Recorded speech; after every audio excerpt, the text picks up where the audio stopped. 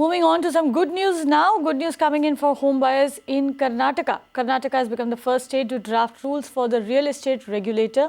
Remember, states had to notify these draft rules by October 31st. And from what our reporters have found, practically every state, including the Union Urban Development Ministry, is set to miss that deadline.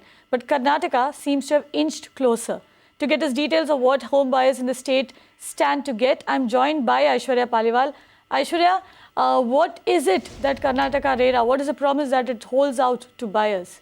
It definitely looks like Karnataka government has pushed very hard on the pedal, and now they have come out with a draft set of rules that they want to be implemented as RERA.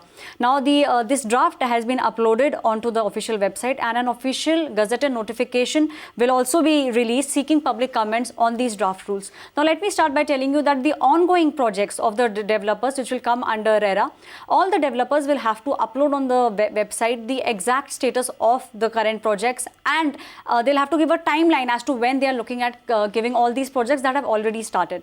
Now moving on to the point where new projects will come under RERA.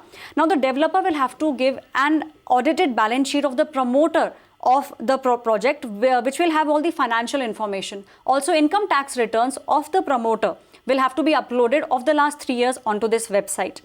Now, any real estate agent will have to register himself with the regulatory authority before he can deal into real estate after RERA comes into effect. Also, if a developer defaults on his projects, then there are different slabs under which he can be imprisoned, and he'll have to pay according to all the sections. He'll be fined according to the cost of his project. That is what is very interesting here. Right. Thank you very much, Aishwarya, for all those details. Advocate Uday Vavikar now joins me on the phone line. Uday is the Vice President of the Consumer Court Bar Association, Maharashtra and Goa. He's been fighting for homeowners' rights for a long time. Uday, let me begin by asking you, it looked like all states will miss the deadline, but Karnataka has taken that very critical first step forward.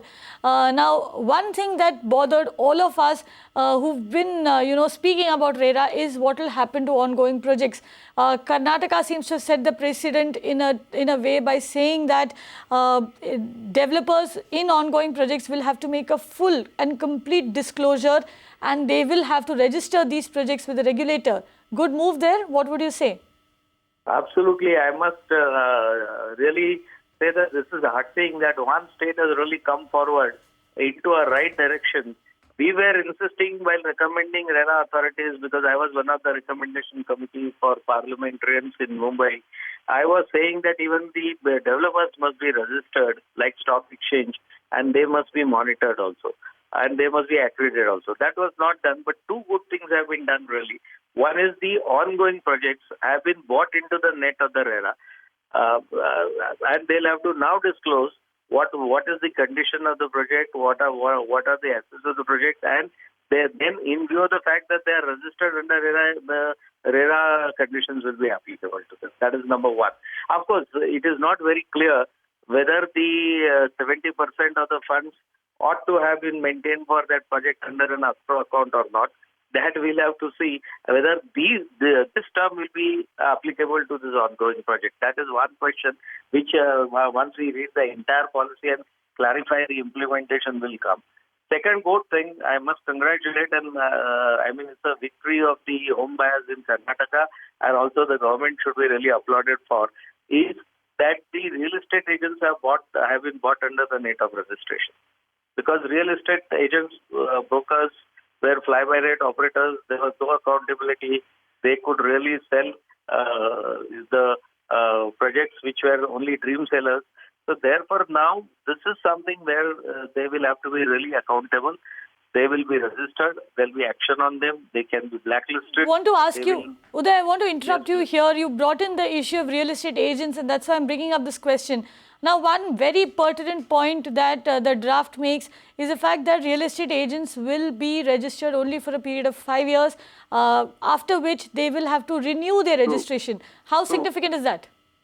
That is most significant, and Kavita, I must thank you for bringing this out, because what is the most significant is you are insecure. You will have to update, you will have to pull your sleeves, and if your performance is bad, you will not be allowed to again deal in the market.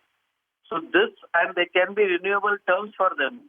So this, whether the due diligence can be done at that time, what is the standing of a real estate agent, whether he has done in the past some such acts which really should not allow him, his bad track record, everything can be seen while renewing. We can keep an eye on the track record of the agents. Uday, very quickly, I've got about a minute left. One very important thing that I just saw, imprisonment under Section 66 for breaking the rules of the regulator, 10% of the estimated cost of the plot, apartment or building, as the case may be, has to be deposited in court.